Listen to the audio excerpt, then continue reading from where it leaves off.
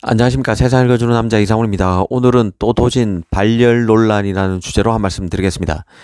칩의 세계는 매우 민감합니다.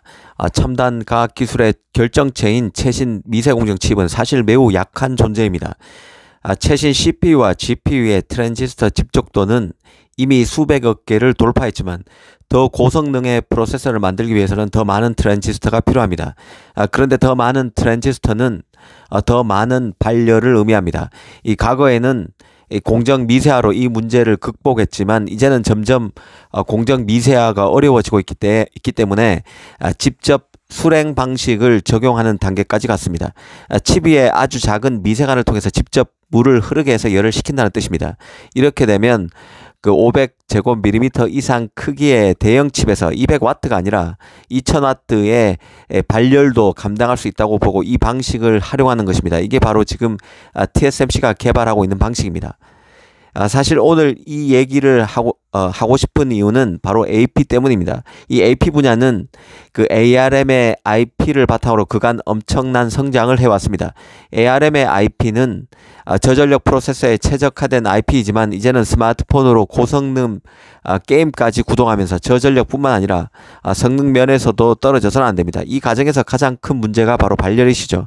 이 삼성 엑시노스도 이 문제로 홍역을 겪어왔던 게 사실입니다. 이 안드로이드 진영에서 퀄컴의 스냅드래곤에 밀려왔고 이 오래된 열세를 극복하기 위해서 ARM의 만리 GPU를 버리고 AMD의 GPU IP를 선택했지만 발열 문제로 또다시 좌절했던 게 바로 엑시노스입니다. 그 결과가 바로 엑시노스 2300의 출시 포기였죠. 자신의 스마트폰에 스냅드래곤 AP만 탑재하는 굴욕을 겪어야 했던 게 삼성입니다. 이 사실 스마트폰용 GPU의 경우는 무한정 전력을 공급받을 수 있는 기기들과는 근본적으로 다른데요. 그래서 빛을 추적하는 기술로 콘솔 게임에 적용할 수 있는 기술인 레이 트레이싱을 스마트폰에 적용할 수 있느냐를 두고 그게 가능하다는 AMD의 리사 수와 현재 기술료는 어렵다는 엔비디아의 젠슨항의 설전도 소개해 드린 적이 있습니다. 이 반도체 거물 간의 입씨름이 이 이슈와 관련해서 입씨름이 일어난 게 딱 2년 전 일입니다. 2021년 여름경이었는데요. 당시 젠슨항은 데이터 세트가 상당히 크기 때문에 레이 트레이싱 기술을 스마트폰에 적용하는 데는 시간이 좀 걸릴 수밖에 없다고 했었습니다.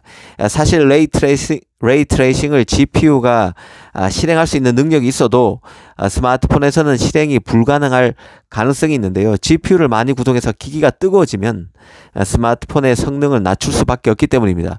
발열 문제를 해결하지 못하는 상황에서 그대로 두면 기기 부품이 녹는 탓이죠. 그래서 성능을 의도적으로 낮추는 것을 스로틀링이라고 부르기도 합니다. 이 해묵은 얘기를 다시 꺼낸 것은 TSMC 때문입니다. 이 TSMC의 3나노 1세대 노드로 만든 애플의 첫 3나노 칩인 A17 프로가 탑재된 아이폰 15 프로 맥스 모델이 발열 논란에 휩싸였습니다. 중국 IT 전문 팁스터발인데요. 아이폰 15 프로 맥스로 게임을 실행할 경우 발열 수준이 심각하다며 애플의 냉각 솔루션이 제대로 작동하지 않는 것 같다는 분석을 내놨습니다. 그러면서 애플이 아이폰 15 프로 맥스에 강력한 냉각 솔루션을 도입하지 않았을 수 있다면서 TSMC의 3나노 공정 칩의 설계 문제도 의심된다고 지적했습니다.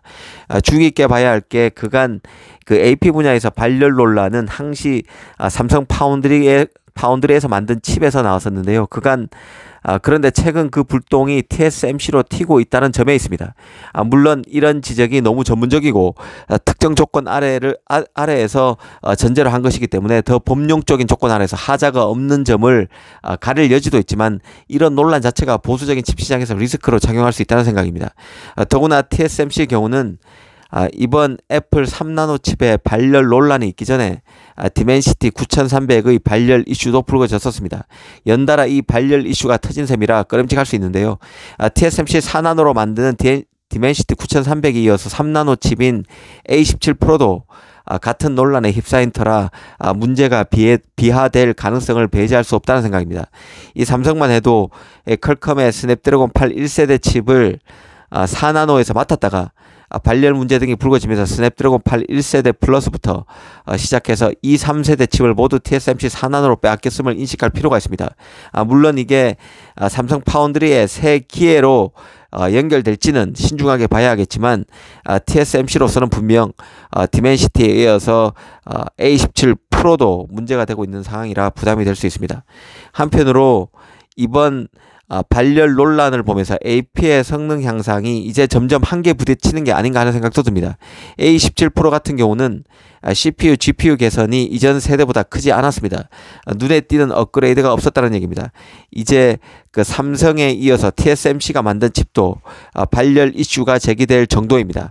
미세 공정이 한계 상황인 최첨단까지 밀고 들어오면서 AP 성능을 끌어올리기가 점점 버거워지고 있다고 이해하시면 될 것 같습니다. TSMC 입장에서는 팹리스의 3나노 적용이 예상보다 더 밀리고 있는 상황인데요. 이제는 최고의 팹리스 F를 설계하고 최고의 선단 공정인 TSMC 3나노로 만든 칩에서 발열 논란이 일고 있습니다. 제조 파트에서 하자를 찾는 쪽에서는 핀팩 공정을 고수한 3나노에서도 핀팩 공정을 고수한 TSMC 선택에 문제가 있다는 개연성을 제기하고 있는 상황입니다. 사태의 진행 방향을 예의주시할 필요가 있어 보입니다. 감사합니다.